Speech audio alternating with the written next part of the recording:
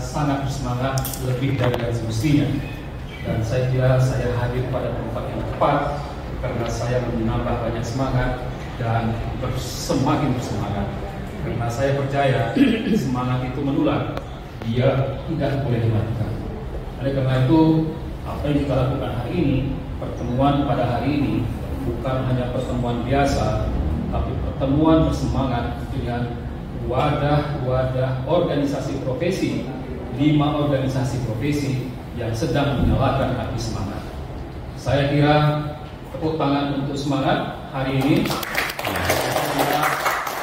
Untuk perkumpulan kita hari ini adalah dalam rangka memberikan signal, memberikan pesan, memberikan amanah, dan lebih dari itu menjadi ibadah bagi kita semua, bagi seluruh anggota OPI, bagi seluruh rakyat Indonesia, bahwa kita sedang bersemangat untuk hari-hari ke depan dalam rangka menjaga aset bangsa. Yang kedua, saya ingin sampaikan, bangun pagi, tadi pagi saya lebih bersemangat dari yang semestinya. Dan ketika bangun pagi, saya terhubung dengan segala penjuru dunia. Saya tidak langsung membuka HP, tetapi saya juga terhubung dengan Tuhan Yang Maha Kuasa. Jadi pertemuan pagi hari ini, beyond pertemuan antar umat manusia, pertemuan antar warga, pertemuan antar anggota daripada organisasi profesi, kita sedang bertemu dengan semangat yang diberikan sebagai anugerah oleh Tuhan Yang Maha Kuasa. Ini alasan pertama mengapa kita harus berkumpul dan berdoa bersama demi kesehatan bangsa. Yang kedua, kita tidak sedang ada di sini saja. Kita sedang dalam berbangsa dan bernegara. Dan dalam berbangsa dan bernegara, kita tidak boleh lupa bahwa ada satu pesan yang paling premium yang harus kita kaitkan dengan acara hari ini. Bahwa kebangsaan ini, negara ini adalah atas berkat rahmat Allah Tuhan Yang Maha Kuasa. Dan negara kita adalah negara yang religius, warga yang sangat mengerti betapa kebangsaan kita, kemasyarakatan kita, dan juga diri entitas kita pribadi adalah bagian daripada anugerah kesehatan yang diberikan oleh Tuhan Yang Maha Kuasa.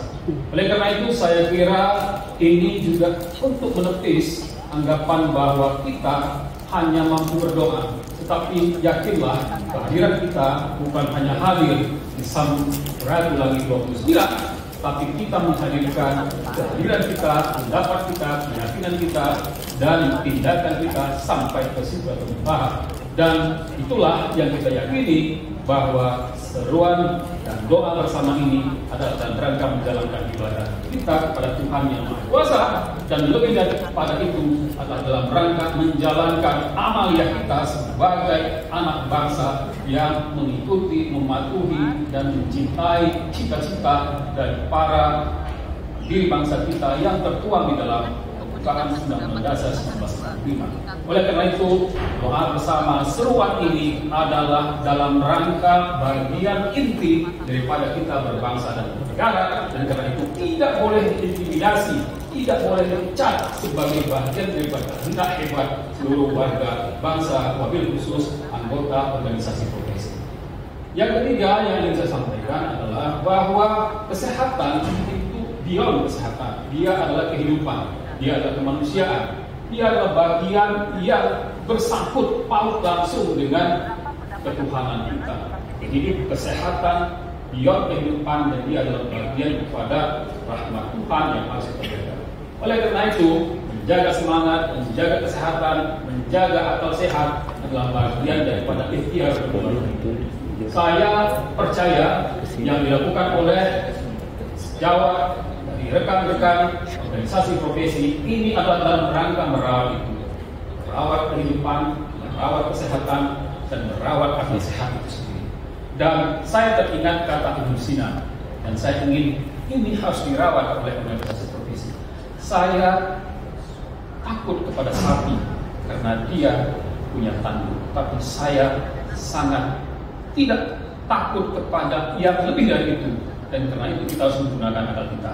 Sapi punya tanduk, tapi dia tidak punya akal, dan kita harus merawat akal sehat, bukan sapi-sapi yang sehat saja.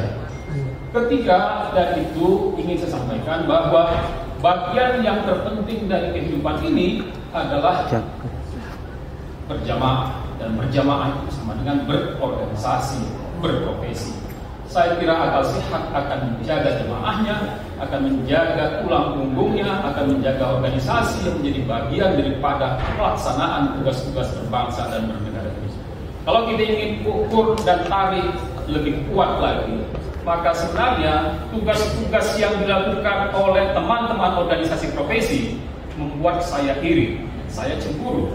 Karena yang dilakukan oleh organisasi profesi, junto para anggotanya, tenaga medis, tenaga kesehatan yang terkumpul dalam 5 organisasi profesi, itu adalah dalam rangka menjalankan tugasnya atas mandat yang diberikan oleh konstitusi kepada negara.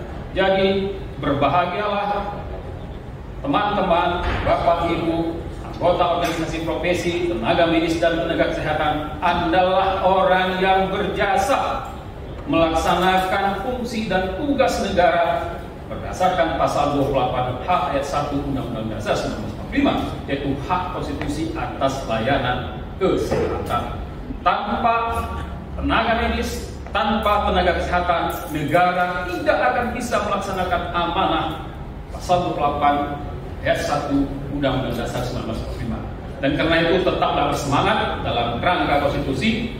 Dan saya cemburu karena saya tidak bisa melaksanakan tugas dalam rangka pasal 28 H ayat 1 itu. Walaupun begitu, kita adalah menjadi bagian yang menyokong, menyiapkan hal-hal yang bisa kita lakukan untuk aset bangsa, tugas 5 profesi. Dan oleh karena itu, hemat saya, sebenarnya tugas-tugas yang diemban oleh tenaga medis dan tenaga kesehatan ini lebih dari sekedar tenaga medis, tenaga kesehatan. Mereka lebih tepat, hemat saya, adalah aparatur negara yang melaksanakan fungsi-fungsi pelayanan kesehatan dan pelayanan medis. Saya menggunakan istilahnya aparatur medis, aparatur tenaga kesehatan. Ya, mungkin itu lebih penting dari sekedar tenaga medis dan tenaga kesehatan. Oleh karena itu, bagi saya, dan saya ingin menjadi bagian penting daripada doa bersama dan seruan ini untuk menjadikan tenaga medis, tenaga kesehatan dalam hal ini sebagai aparatur yang menyelenggarakan urusan konstitusi atas hak kesehatan itu menjadi bagian penting, menjadi tulang punggung. Ada yang aneh kalau ada manusia, ada entitas tanpa tulang punggung. Kalau dalam ilmu hukum dikenal namanya legal structure, legal substance. Bagaimana mungkin ada norma tanpa organ yang melaksanakannya? Tidak akan mungkin ada pelayanan kesehatan yang paripurna dan optimal tanpa kelembagaan organisasi profesi.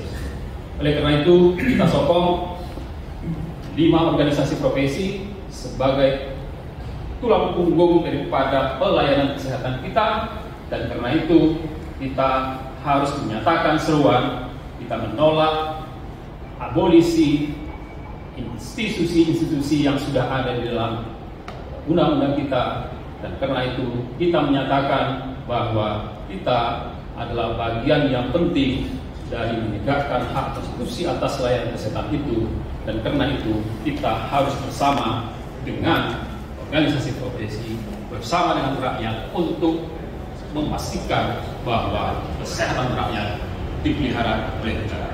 Saya kira kita akan terus berusaha dan berdoa, dan saya teringat dengan sebuah pesan bahwa kita adalah bagian pemilik dari negara ini. Kita bukan orang yang di luar bis besar negara kesatuan itu. Kebanggaan apa yang hendak diraih ketika negara gagal menyelamatkan organisasi profesi? Bila itu hidayah, wassalamualaikum warahmatullahi wabarakatuh.